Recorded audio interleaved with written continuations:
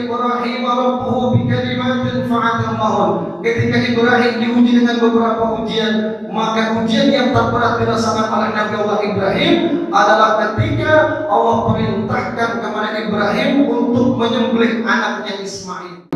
Ismail adalah Allahu Akbar, Allahu Akbar, Allahu Akbar, Allahu Akbar, Allahu Akbar, Allahu Akbar, Allahu Akbar, Allahu Akbar kabira, walhamdulillahi katsira, wa subhanallahi bukratan wa asila, la ilaha illallah, wallahu akbar, Allahu akbar, walillahil hamd.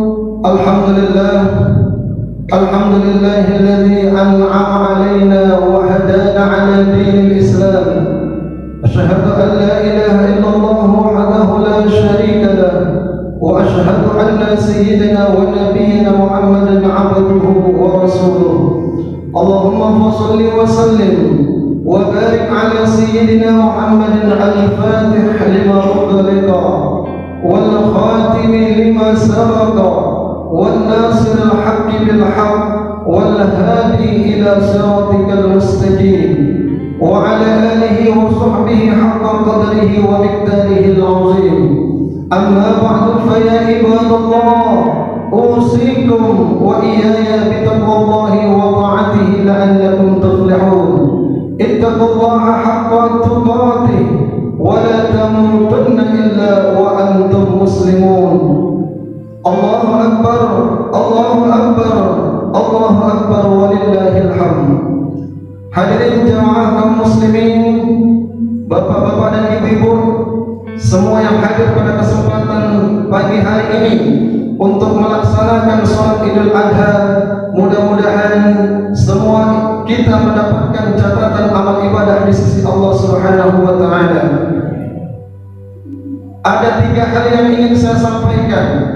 Yang pertama, apa dan bagaimana latar belakang terjadinya peristiwa kurban, bagaimana kurban dalam konteks kekinian dan kedisinian, dan apa hikmah yang bisa kita petik dari peristiwa kurban itu sendiri.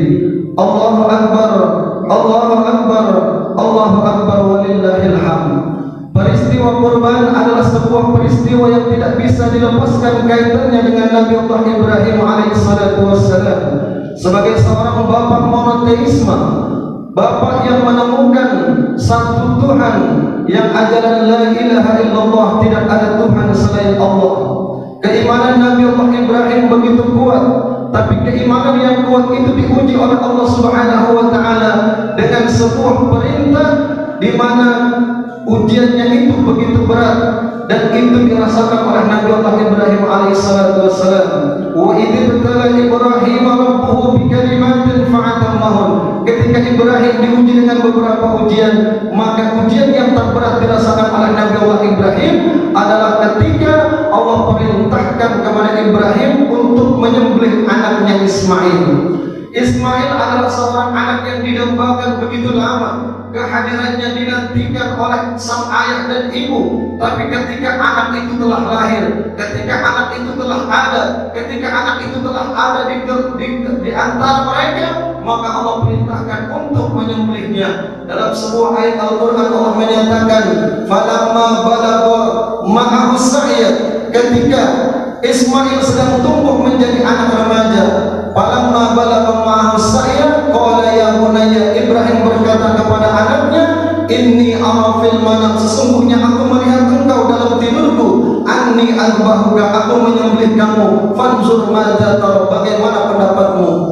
Ismail anak yang soleh kemudian menjawab, ya abati alma tu'mar, wahai ayahku, kerjakan apa-apa yang telah diperintahkan Allah kepadamu, satajiduni insyaallah minas sabirin, mudah-mudahan engkau mendapati aku termasuk orang-orang yang sabar.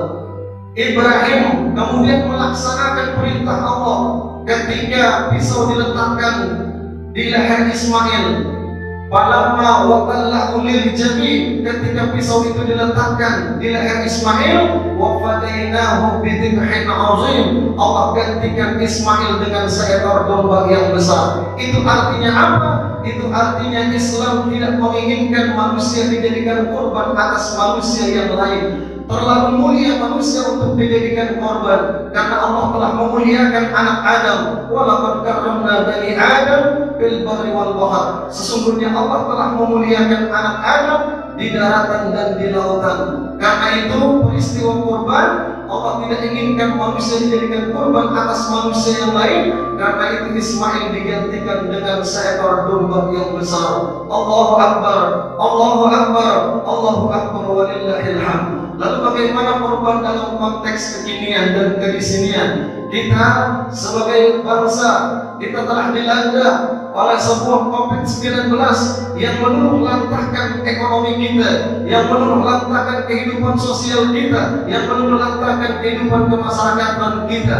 Di tengah COVID-19, banyak orang yang diputuskan dari pekerjaannya, banyak anak-anak sekolah yang tidak bisa melanjutkan sekolah, banyak orang-orang yang berbaring di rumah sakit. Mereka butuh pertolongan kita, mereka butuh bantuan kita. Maka korban dalam konteks kekinian, berikan mereka lapangan pekerjaan, berikan mereka bantuan beasiswa untuk melanjutkan pendidikan, berikan mereka pengobatan agar mereka bisa terbebas dari biaya rumah sakit. Korban dalam konteks kekinian seperti itulah yang bisa kita lakukan, karena di tengah COVID-19 begitu banyak orang yang tidak berdaya secara ekonomi, tidak berdaya secara kesehatan, tidak berdaya secara kemasyarakatan. Maka perlu kita bantu mereka, dan insya Allah itu juga menjadi sebuah korban dari apa yang dilakukan oleh Nabi Allah Ibrahim alaihissalatu wassalam.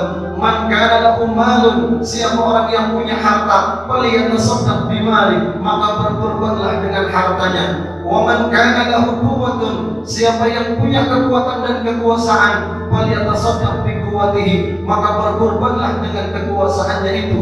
Wa man kana lahu ilmun, siapa orang yang punya ilmu, falyatasaddaq bi ilmihi, maka berkorbanlah dengan ilmunya. Allahu Akbar, Allahu Akbar, Allahu Akbar, walillahil hamd. Bagaimana peristiwa korban itu bisa kita petik hikmahnya? Yang pertama, kalau Nabi Allah Ibrahim rela mengorbankan anaknya untuk melanjutkan perintah Allah Subhanahu wa taala, maka kita sebagai muslim, apa yang Allah perintahkan harus kita laksanakan. Syariat kurban, syariat yang telah diajarkan oleh Nabi Allah Ibrahim, dilanjutkan oleh Nabi kita Muhammad SAW, maka kita pun sebagai umatnya mengikuti apa yang pernah diajarkan oleh Nabi Allah Ibrahim dan Nabi kita Muhammad SAW.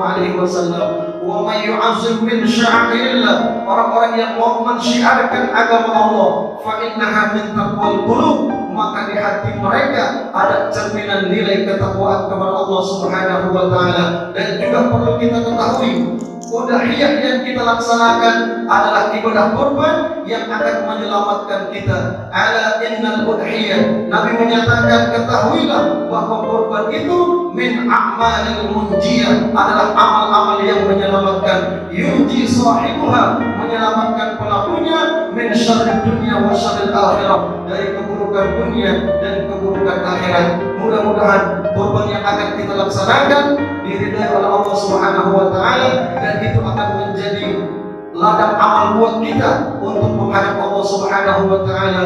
Fatazawwadu, berbekallah kamu, fa inna khairaz zadi taqwa, karena sebaik-baik perbekalan adalah ketakwaan kita kepada Allah Subhanahu wa taala. Darah dan daging kurban yang akan kita laksanakan tidak sampai kepada Allah, yang sampai kepada Allah adalah ketakwaan kita. La yanalullaha luhumuha, sesungguhnya Allah tidak menerima darah dan daging kurban, walakin yanaluhu taqwa minkum, akan tetapi Allah menerima ketakwaan yang telah kamu persembahkan lewat kurban yang kamu laksanakan.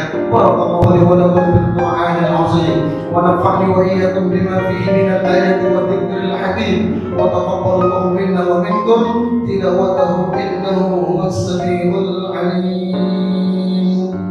Allah